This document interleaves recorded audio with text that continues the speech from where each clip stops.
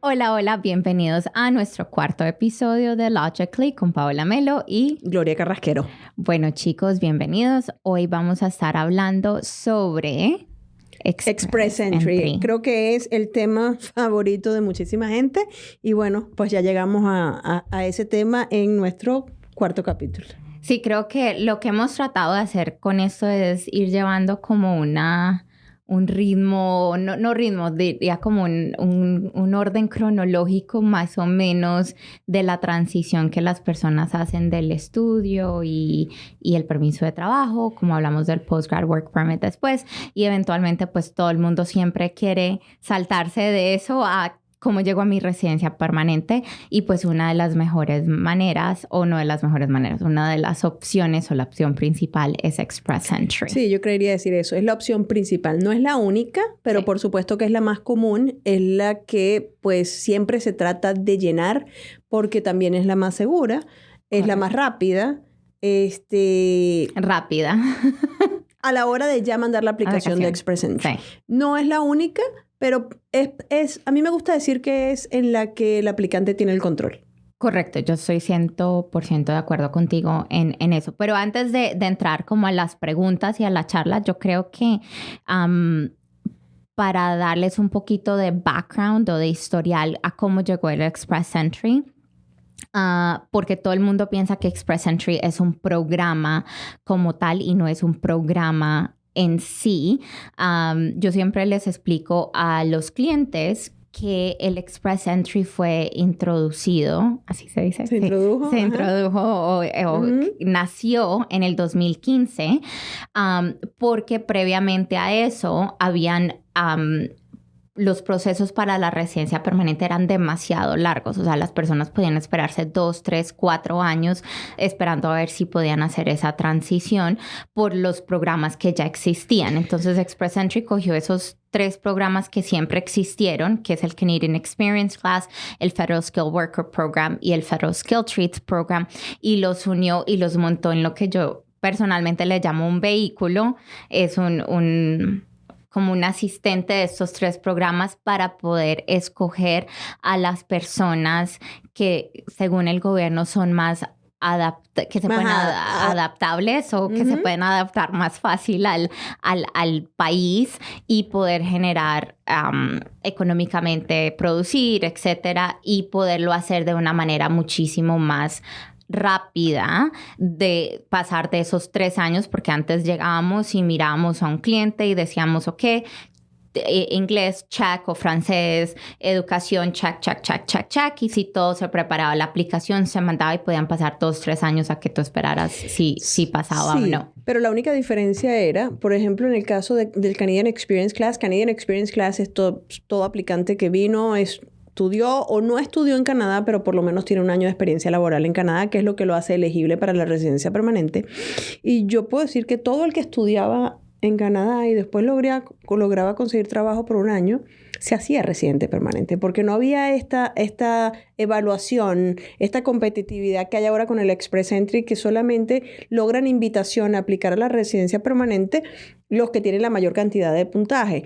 Es decir, no es lo mismo que después de un año de experiencia laboral me hago elegible para la residencia permanente a conseguir la invitación a aplicar para la residencia permanente. Hay gente que dice, bueno, ya yo voy a aplicar mi residencia porque ya voy a tener un año trabajando. No es así. Y hay gente que lamentablemente pasan los 3 años de trabajo que le da el Postgraduation Work Permit si estudiaron en un programa de 2 años en una institución pública y nunca consiguen transicionarse a la residencia permanente. Correcto. Porque no tienen los puntos. Sí, eso fue uno de los cambios y la razón por la cual si nos regresamos pre-2015, cuando se introdujo el programa, era si tú llenabas ciertos requisitos, llamase en el Canadian Experience Class o el Federal Skilled Worker Program o Trades, era de que podían pasar 2, 3 años tú esperando que lo procesaran, mientras que el nuevo sistema en cual lo trataron de cambiar es para que aquellas personas que ya llenan los requisitos y ya vamos al puntaje, que vamos a hablar un poquito más en detalle en unos minutos, ya lo inviten, pero cuando tú ya recibes esa invitación a la residencia permanente, pues no te ponías a esperar 2, 3, 4 años a que te dijeran sí lo aprobamos, sino que la idea era que en 6 a 8 meses ya la persona se hiciera residente permanente, por ende el nombre Express Entry. Express Entry. Entonces, pues ese es como un poquito de un background de cómo llegamos al Express Entry y como lo que tú estabas diciendo, Gloria, que eso cambió y que ahorita obviamente con los años creo que lo hemos visto desde su incepción hasta hoy en día, de que cada vez se hace muchísimo más complicado. Muchísimo más competitivo, vamos a decir. No complicado, el proceso sigue siendo el mismo. Lo que es mucho más competitivo para los aplicantes. Correcto.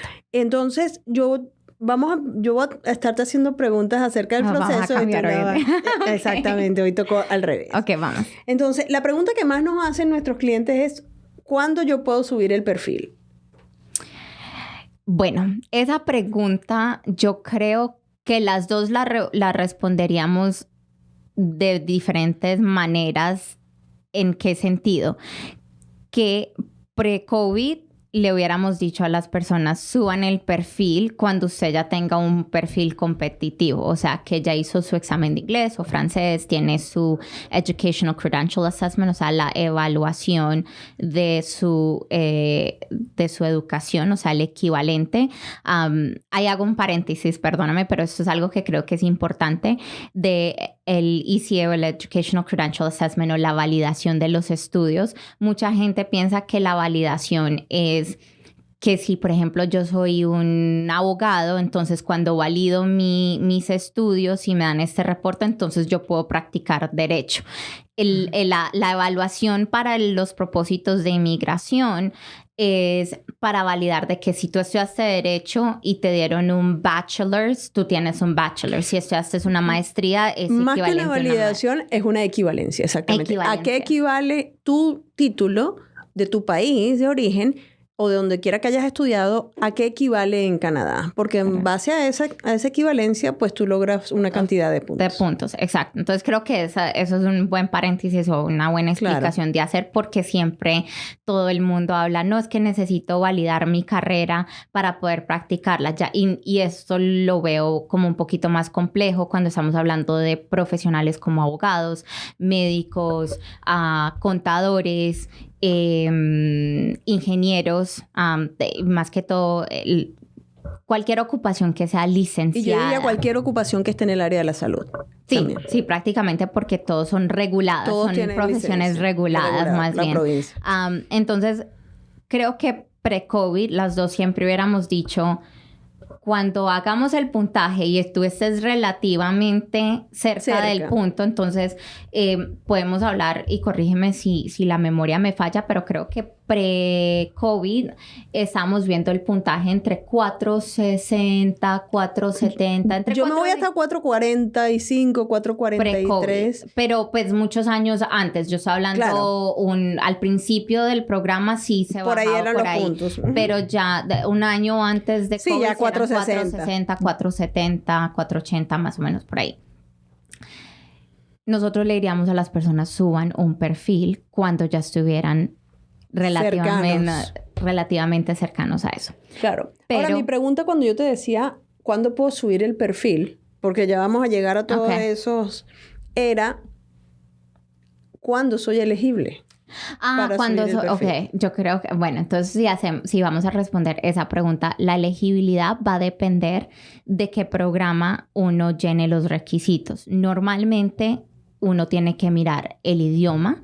Entonces, si estamos hablando de Federal Skilled Worker Program, que prácticamente es todo el mundo que se encuentra fuera de Canadá, o también aquellos que están dentro de Canadá, pero que no tienen experiencia laboral dentro de Canadá. Pero tienen experiencia laboral en fuera el exterior. De Canadá. Necesitan un Canadian Language Benchmark de un 7. Dependiendo si hacen el IELTS o hacen el CELPIP, va a haber un equivalente. Mínimo 1 año de experiencia laboral en su ocupación primaria, que eso es clave en este programa. Así es. Y la educación o oferta laboral no es necesariamente importante o un requisito para calificar en el programa. Ahora, eso hace posible subir un perfil de Express Entry para Federal Skilled Worker, pero llegar a conseguir una invitación, podemos decir en este momento, que es prácticamente nula. Sí.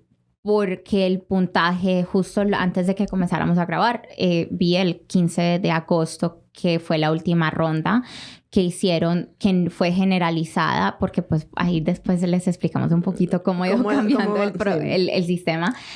Fue de 496 puntos. Y bajó, porque estaba en 517. Y algo. Y prácticamente yo creo que es seguro decir que alguien que no tiene experiencia laboral en Canadá, que no ha estudiado en Canadá, difícilmente llega a ese puntaje, a menos que tenga un nivel de inglés perfecto, un nivel de francés perfecto, tenga un doctorado, y tenga menos de 35 años, tenga dinero, o sea, esté soltero, porque si está casado se penaliza un poquito, a menos que la pareja pues lo ayude, porque también tiene un máster, también tiene inglés y francés perfecto. Exacto.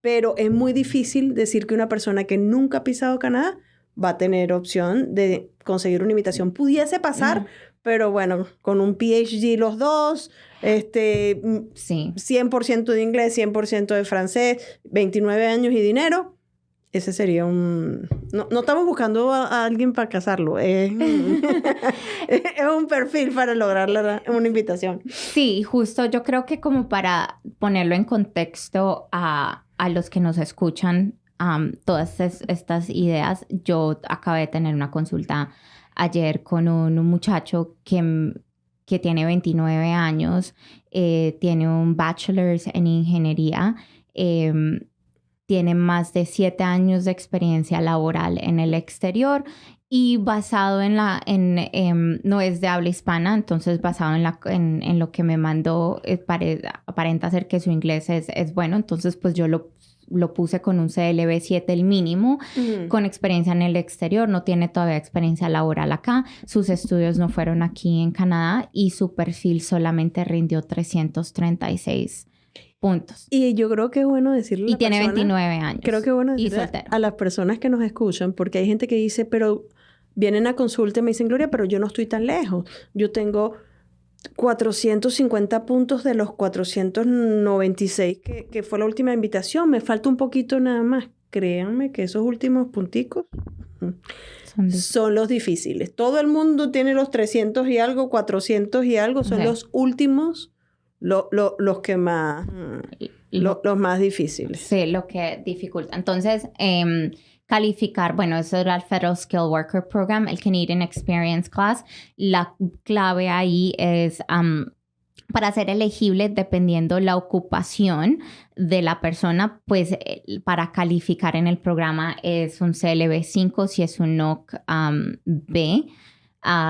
Y si es un ahora NOC Tier 3 o 0 o Tier 2 o 3 y Tier 1 o 0, que sería un NOC A o 0 o doble 0, tiene que tener mínimo un CLB de 7. Entonces, ahí es donde hay que tener cuidado. Y los trades, pues realmente los trades, la ventaja ahí es que requieren un examen menos en el idioma, pero siempre tienen que tener o un certification, una licencia para ejercer ese trade. Entonces, por ejemplo, si usted es electricista, tiene que tener su licencia o su trade sealed como electricista o como plomero dentro del país. Y también hay un sorteo especial para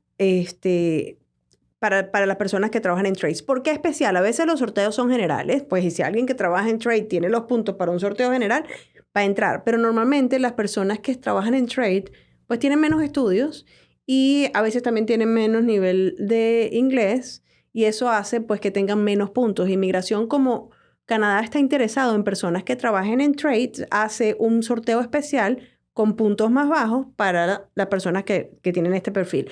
Que normalmente no es tan seguido como el sorteo general, pero pasa.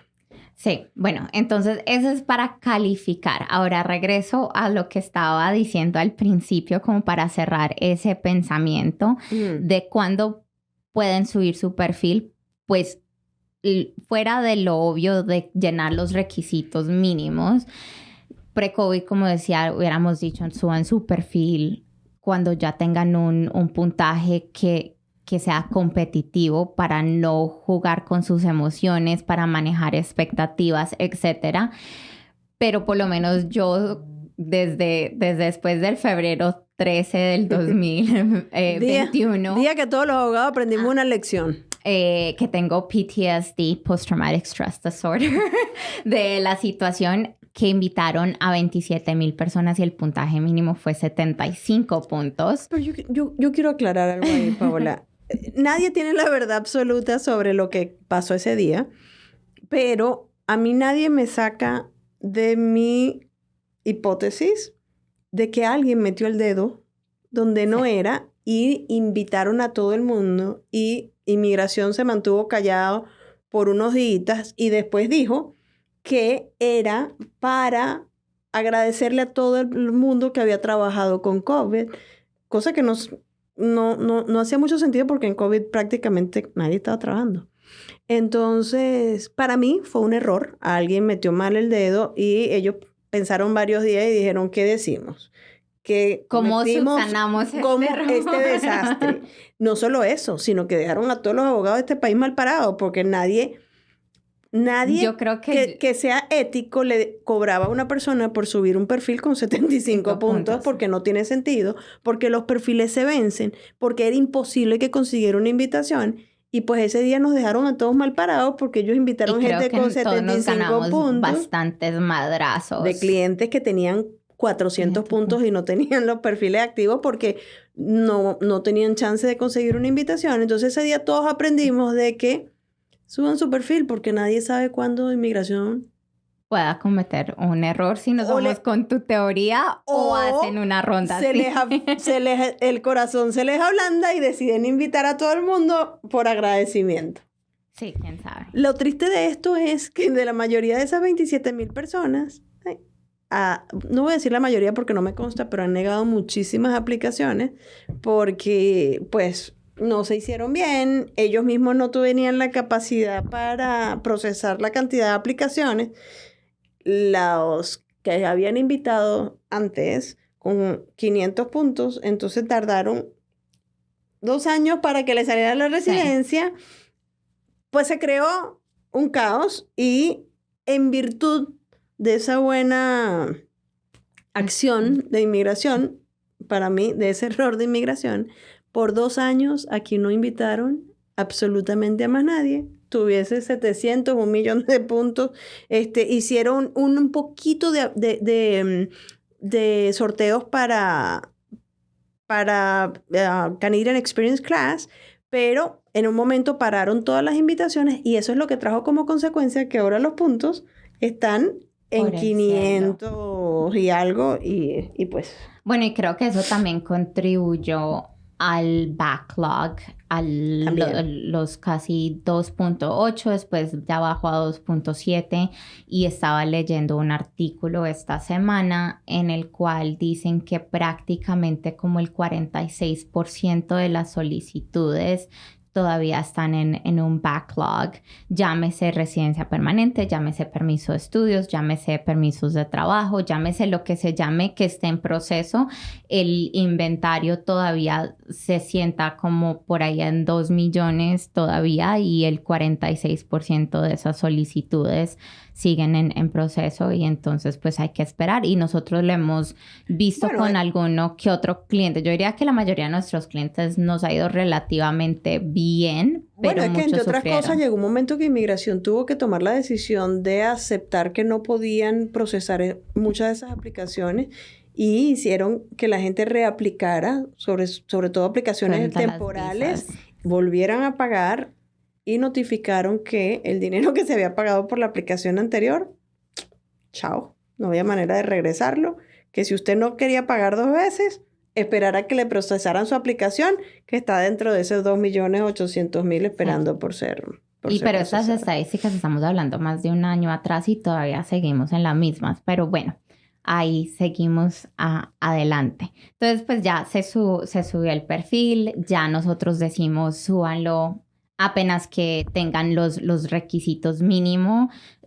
Háganlo ustedes mismos o yo le digo a los clientes, nos pueden pasar a nosotros, pero creo que lo más importante, creo que para nosotras o en cada consulta que hacemos somos súper transparentes con los clientes y les decimos, ustedes tienen que manejar sus expectativas y saber de que si suben un perfil con 300 puntos, probablemente no van a recibir una invitación, pero pues están ahí por si las moscas o como por si hay otro milagro. O como siempre digo yo, es como que, porque es literalmente una lotería, si yo me quiero ganar los Lotto 649, hay que jugarlo. Uno tiene que comprar el tiquete. Y ya pasó una vez. Porque si no, no te lo puedes ganar. Ya pasó una vez y lo que sí creo es que no van a agarrar a un solo abogado más con la guardia baja diciéndole a su cliente no lo suba. Ahora le decimos, probablemente no va a lograr una invitación, pero si usted lo quiere subir, súbalo, porque pues esto ya pasó una vez y nadie pensó que eso era posible que pasara, pero quién sabe si se desliza otra vez un dedo o inmigración tiene una buena acción.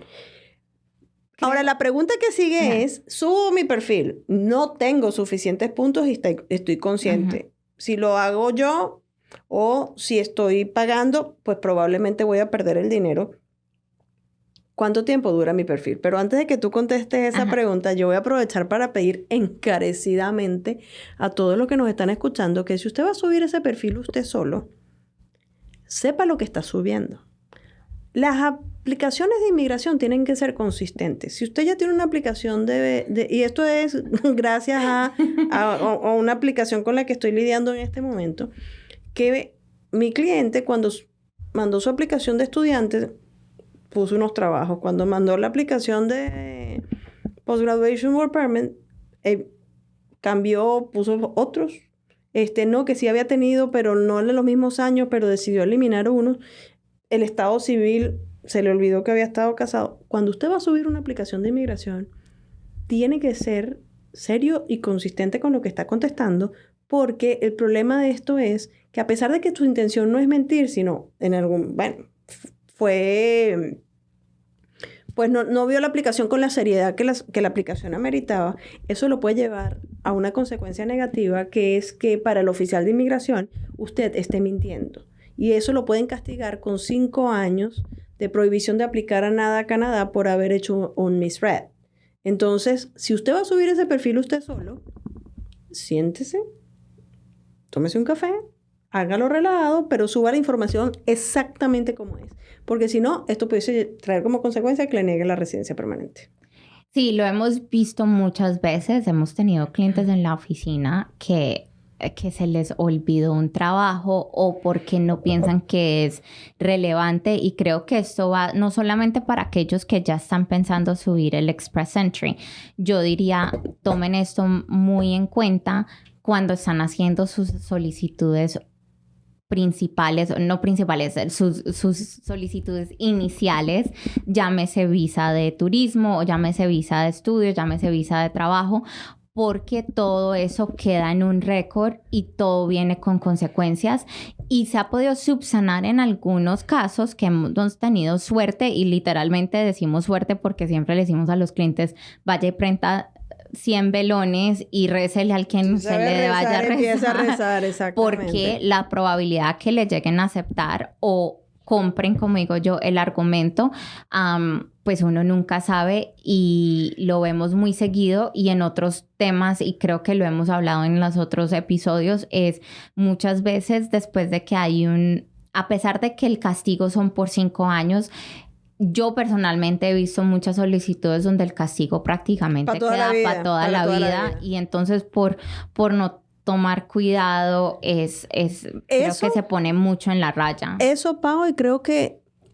vamos a ir un poquito más allá y vamos a decir, cuando antes había inconsistencia entre 2 aplicaciones, pues el oficial las veía, tenía su criterio, pero a nosotros nos quedó claro en la última conferencia que fuimos que nos juraron los oficiales que ellos no están usando inteligencia artificial para tomar las decisiones, que ellos solamente están usando inteligencia artificial para ver si hay inconsistencia. Lo que quiere decir que si antes había la posibilidad de que un oficial no se diera cuenta, nos quedó clarito que en estos momentos están comparando todas las aplicaciones de una persona, porque todas están por el UCI, que es el número que le dieron a usted, Inmigración, cuando aplicó la primera vez, el número único de cliente, de que con inteligencia artificial están haciendo un match de todas sus aplicaciones. O sea que la posibilidad que en este momento no se den cuenta de que hay inconsistencias entre sus aplicaciones es 0. Y va a quedar probablemente esa aplicación ya la van a flag y un oficial, dijeron ellos, la va a revisar o, creemos nosotros, va a ser negada automáticamente. Entonces, a esto hay que ponerle muchísima atención porque eso puede dañar las posibilidades de cualquier proceso futuro. Y muchas veces, no muchas veces, el 99.9% de las veces los oficiales no van a regresar en una aplicación de Express Entry a hacer un Procedural Fairness Letter. O dar una oportunidad a responder a inconsistencias o preguntas que el oficial llegue a tener. Es una aplicación que es muy técnica, muy blanco y negro, y entonces merita de mucho cuidado, mucho criterio, mucho puntual, ¿cómo se dice? Like, attention to detail. Atención al detalle. Sí, la aplicación de Express Entry es la aplicación de repente más común, es la aplicación más rápida de llegar a la residencia permanente después que se consigue la invitación, pero yo también creo que es una de las aplicaciones más negadas porque allí los oficiales son sumamente estrictos porque están ellos conscientes y estamos todos conscientes que cuando una persona logra una invitación, si esa persona cometió un error, no debe ser aprobada porque esa persona le quitó el puesto a otro aplicante que probablemente sí cumplía con todo. Entonces, si yo me equivoqué, di información que no era, puse información de más que me subió los puntos, no hay mercy, no hay manera, o sea, no hay misericordia. Usted no tiene eso, está negado porque no es justo con los otros aplicantes que están en el pool esperando para ser invitados. Bueno, dijimos que, estamos hablando cuánto dura el perfil abierto, activo. Lo podemos... Bueno, yo sé que tú eras supuestamente la que me iba a hacer la pregunta, pero te voy a hacerla yo a ti. ¿Cuánto tiempo dura? ¿Se puede actualizar? Sí, esas dos. El perfil se puede actualizar en el sentido si, mientras el perfil está activo, yo consigo hacer algo que me sube los puntos, yo puedo actualizar y va a haber una actualización que voy a terminar con más puntos. ¿Qué quiero decir con esto para dar un ejemplo?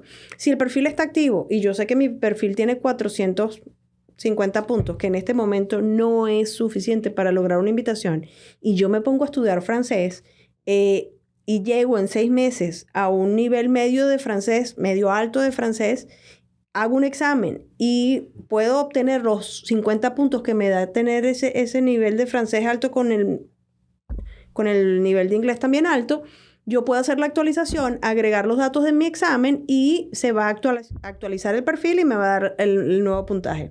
Ahora bien, puedo actualizar el perfil cuantas veces quiera si consigo subir los puntos. Pero mi perfil va a estar activo solamente por un año. Si pasado un año desde que mi perfil se subió y está activo, yo no he conseguido una invitación, el perfil se vence y hay que volverlo a realizar. Creo que ahí es una perfecta oportunidad para que respondamos 2 preguntas.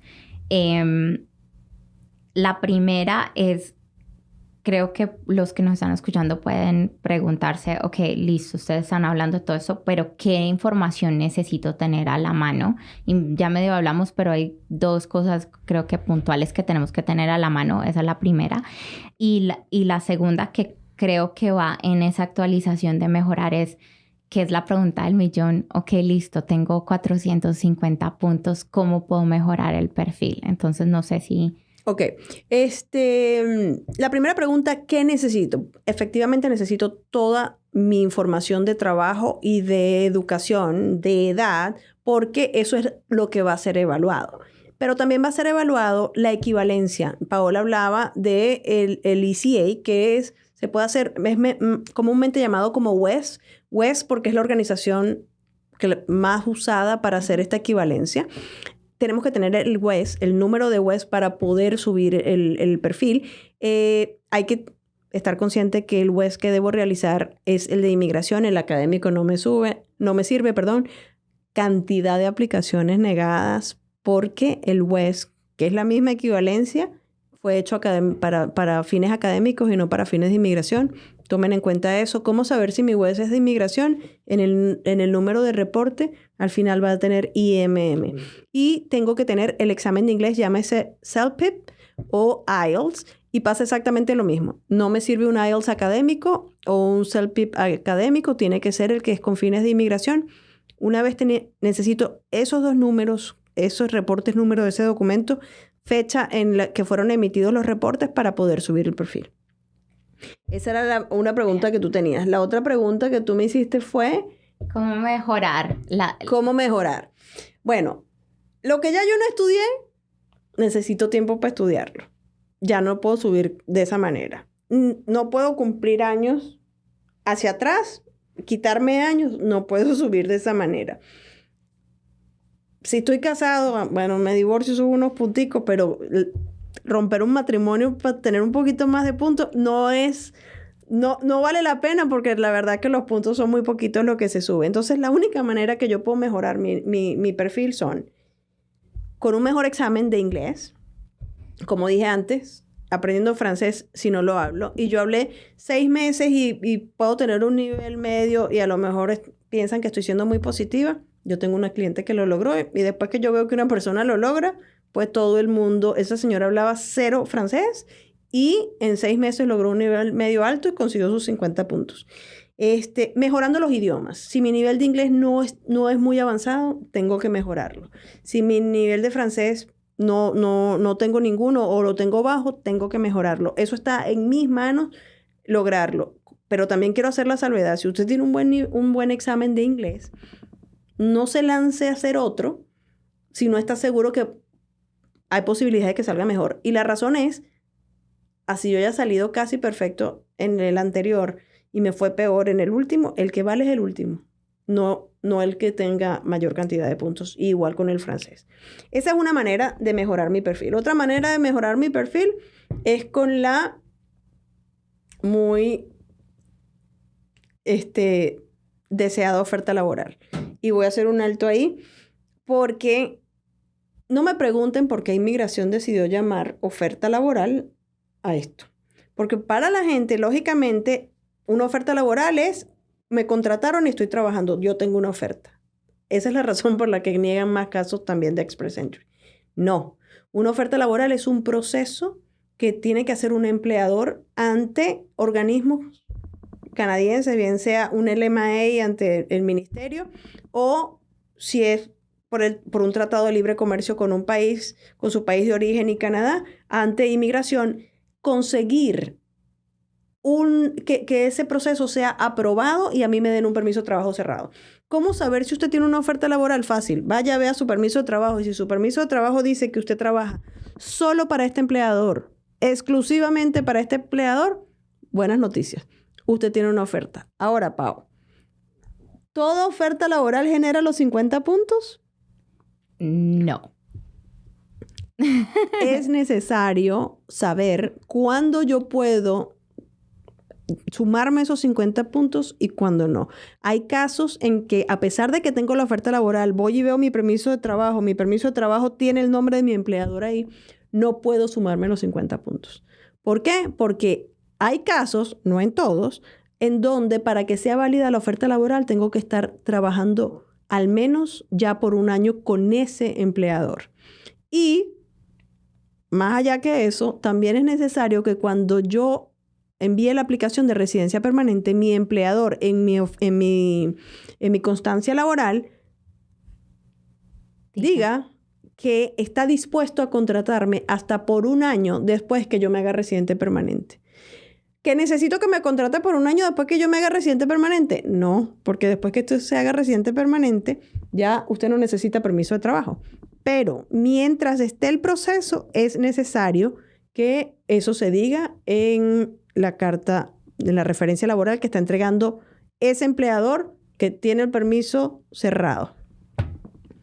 Yo creo que respondiste perfecta la pregunta. Obviamente que hay muchas otras cositas, que detalles de que uno tiene que tomar en cuenta, pero creo que en general ya tuvieron una buena explicación sobre qué. Creo que lo mejor es pensar, no siempre voy a buscar asesoría para saber cuándo sí y cuándo no. Sí, ya que es algo muy, muy técnico y queda muy difícil como dar ejemplos específicos en una charla como esa. Pero para que no muera de desengaño, no se sume esos 50 puntos si su empleador no está en su permiso de trabajo, porque malas noticias.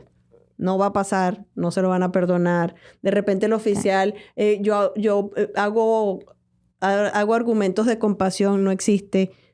No hay. Sí. Bueno, yo creo que ya casi terminamos sobre el tema. Quiero como hacer algunos tips o como algunas cositas que las personas pueden tomar en cuenta sobre todo lo que hemos charlado. Tomen en cuenta que su examen de idioma, llámese inglés o francés, es válido por 2 años y es extremadamente importante de que se mantenga al día mientras que el perfil esté activo.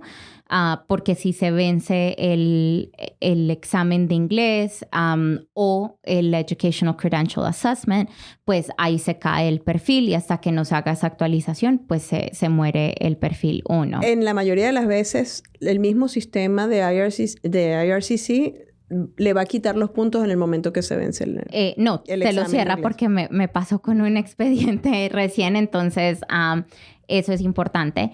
El Educational Credential Assessment, tomen en cuenta que tiene una validez por 5 años. Entonces, ese es un poquito más flexible. Y algo que yo siempre le digo a los clientes es, comiencen con ese. El WES normalmente se demora entre 3-4 meses. Otras organizaciones un poquito más. Hay 5 en total. Si son médicos, los médicos tienen una organización específica, el cual tiene que hacer la validación de los estudios. Entonces, eso es súper importante. Otra cosa, yo iba a decir algo importante. Bueno, mientras tú te acuerdas, yo les voy a decir algo. Y esto se los pido encarecidamente. Si usted recibe una invitación para aplicar a Express Entry, porque el día 28 de septiembre cumplo 2 años de experiencia laboral en Canadá, o 3, o cumplí año el 2 de septiembre, pero el sistema no se ha dado cuenta, sino que se da cuenta al final de septiembre. Y usted recibe una invitación y sabe que el día que cumplo año de experiencia laboral no ha llegado, porque es a finales, y lo estoy recibiendo el 2 de septiembre, rechace esa invitación. Sí, eso es lo que quería comentar. Eso es algo que pasa muy seguido y la en gente el sistema. Llora y te dice, ¿cómo yo tengo años pidiendo esto? Ahora la recibo y tú me vas a pedir que la rechace. Si usted la rechaza, chances hay que lo vuelvan a invitar. Está muy cerca de que lo inviten. No hay seguridad de que lo inviten. Pero por lo menos se vuelve a poner en el pool para que lo inviten. Si usted decide no rechazarla, sino enviar su aplicación, le tengo malas noticias, más o menos va a tardar inmigración 5 o 6 meses en decirle que su aplicación está negada. Porque a pesar de que el sistema de IRCC es inteligente, no logra hacer el match con el día exacto, sino que apenas llega el mes, ya le da los puntos.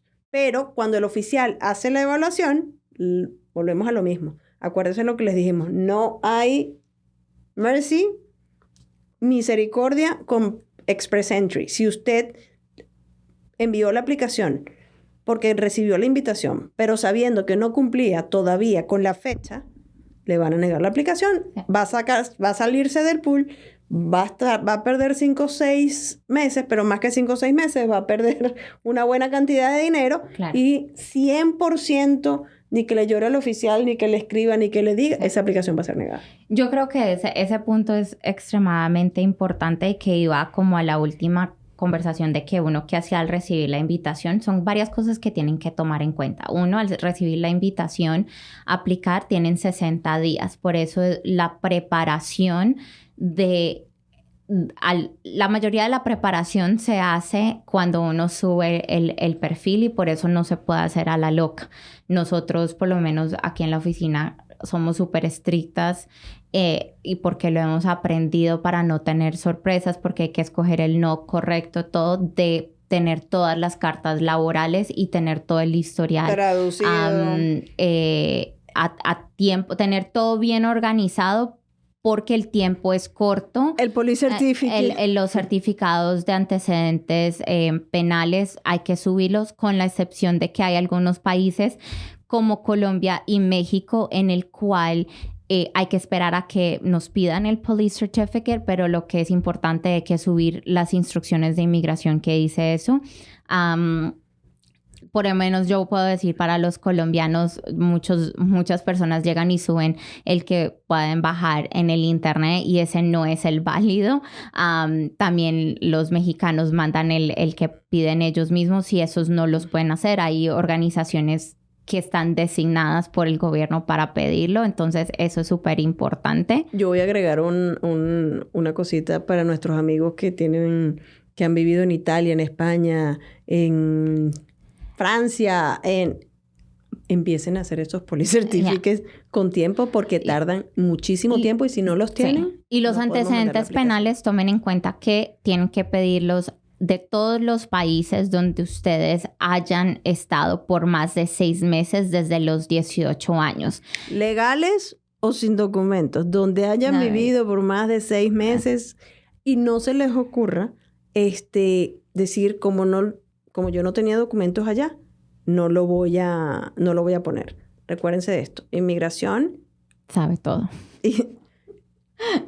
Totalmente. Inmigración intercambia información con Estados Unidos y con la Unión Europea. Entonces, evítense el problemita de que ellos lo descubran, porque si ellos lo descubren, entonces se cayó todo y probablemente le van a dar un misrep.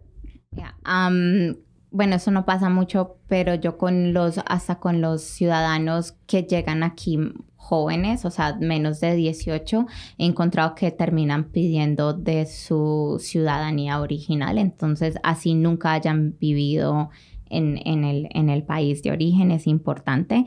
Pero también otro tip, que nosotros hacemos esto, pero si ustedes lo van a hacer, es manualmente cuenten sus puntos, porque lo que hablaba Gloria previamente, o tú lo mencionabas, de que a veces el sistema cuenta, digamos, estoy corta, y nos pasó con una aplicación hace 1 año o 2 atrás, donde el sistema, ella había comenzado a trabajar el 5 de diciembre y para el 5 de noviembre ya el sistema le había contado 1 año laboral y dio la casualidad en ese caso en específico que para como mediados de noviembre recibió la invitación y nosotros tuvimos que declinarla.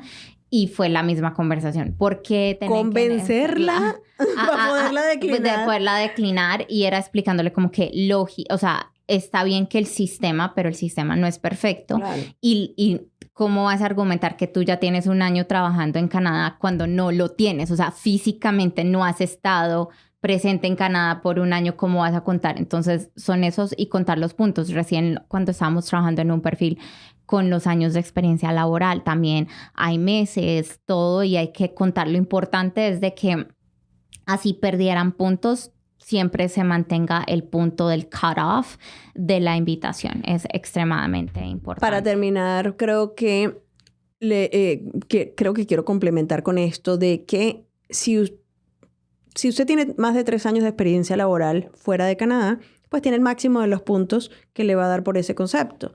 3 años de experiencia en los últimos 10 años. Ahora bien, si usted hizo una visa de estudiante, hizo una visa de trabajo y en ese momento usted dijo, yo no voy a poner esta empresa porque yo trabajé ahí 6 meses, pero ya no los puedo contactar, no sé cómo conseguir esa carta, no se le ocurre agregarlo para el Express Entry porque ya no puede. Es lastimoso, pero yo sí lo trabajé, no lo puse en aquel momento. póngase en la posición de ese oficial que dice de dónde salió este trabajo, que le está dando esta cantidad de puntos y que sacó a otra persona de poder ser invitado. Entonces, ese no es el momento de acordarse de lo que ya no puso, lamentablemente. Sí. Y de nuevo va al punto que hiciste previamente, de que las inconsistencias, pues el oficial lo va a ver rudamente. La realidad es que va a decir, usted entonces está mintiendo ahora para un beneficio porque a usted le interesa es incrementar los puntos. Muchas veces ellos no van a tomar lógicamente la posición de que, ups, se le olvidó, sino que realmente lo van a tomar como que esta persona se inventó ahorita este trabajo para poder adquirir más puntos. Sí. Entonces, Express Entry es... por supuesto que es el próximo episodio va a ser Express Entry y me invitaron ahora pero por ahora pues... Sí, yo creo que eso ya terminar. Una cosita que ha cambiado en el último mes que creo que es importante que en 2 meses, porque fue en junio, que añadieron las diferentes categorías. Normalmente las rondas se hacían program specific, o sea, Canadian Experience Class, Federal Skill Worker Program, pero por lo menos para el 2023, ya se me está olvidando, para este año, por lo menos sabemos que se están enfocando, o se han venido enfocando en 6 categorías. Tenemos el francés, ocupaciones de salud, ciencia, tecnología, ingeniería y matemáticas, lo que se llama como STEM occupations, trade occupations, ocupaciones en transporte y agricultura y agri-food occupations. Entonces hay NOCs específicos de que hacen rondas de vez en cuando, ya desde que presentaron este nuevo categoría de invitaciones en junio, creo que fue el 8 de junio, fue cuando lo anunciaron, o desde ahí ya hemos visto que han habido como 5 rondas, más que todo en la parte de salud, y ahí es donde vemos que el puntaje baja significativamente en comparación a ya hemos dicho varias veces para terminar, pero es que yo quiero terminar con esta pregunta. Y es que me la hicieron hoy. Yo soy fisioterapeuta, trabajo en health. Eso significa que si yo tengo un año de experiencia laboral en otra cosa, porque estudié business acá y he estado trabajando de cocinera en una cocina, pero pues es un no calificado, ya tengo un año de experiencia laboral. ¿A mí me van a invitar por esa categoría? Va a depender. Porque el requisito de las rondas de las categorías es que la persona de ocupación haya acumulado por lo menos 6 meses, en específico tu pregunta, 6 meses de trabajo full-time continuo, un equivalente a part-time, en Canadá o en el exterior en los últimos 3 años. Entonces, ahí la cuestión va a determinar cuánto tiempo la persona esté acá. Probablemente si trabajó en su país de origen de eso, la van a invitar. Ahora, la pregunta sin respuesta es, si me invitan, ¿yo puedo hacer ese trabajo en Canadá? No. Inmigración no tiene nada que ver con los procesos de cómo usted acredita ese trabajo para poderlo hacer aquí. La equivalencia tampoco tiene nada que ver, porque lo que necesita es la licencia de los colegios. Sí, eso creo que es uno de los temas más controversiales desde que se introdujo este category base, más que todo en los healthcare occupations. Total. Porque si ustedes vamos a coger un doctor o cualquier profesión en healthcare que requiera una licencia, sabemos que, listo, usted le dieron la residencia permanente porque usted es un cirujano, vamos a decir un cirujano especialista en X, y le dieron la residencia permanente. Usted va a llegar a este país con sus papeles y está en el exterior y tiene una combinación perfecta, pero no significa que usted va a poder trabajar o ejercer su carrera como cirujano si no tiene la licencia del colegio de médicos, y eso ya es otro proceso. Y eso lo hacemos para manejar expectativas. Sí. Pero bueno, con eso es Express Entry. Yo no sé si ya quieras añadir, ya nos hemos despedido más que un circo, como dicen. Entonces, gracias por su tiempo, por este 4º episodio. Por favor, no se les olvide suscribirse, mándenos mensajes, sugerencias de lo que ustedes quieran que nosotros hablemos o preguntas y los podemos cubrir en nuestros episodios. Gracias. Les recordamos que, como dijimos en septiembre, vamos a tratar de traer clientes para hacer episodios con ellos también. Sí, el próximo mes ya vamos a grabar el primero y va a ser sobre la temática de que encompasses, como que trae todos los temas que hemos venido hablando hasta el momento, pero se transicionaron por otras formas como las razones humanitarias y va a ser creo que es el caso perfecto para poder demostrar cómo a veces es difícil hacer la transición, disculpen, y ahí vamos. Pero bueno, gracias por escucharnos y hasta la próxima. Bye. Chao.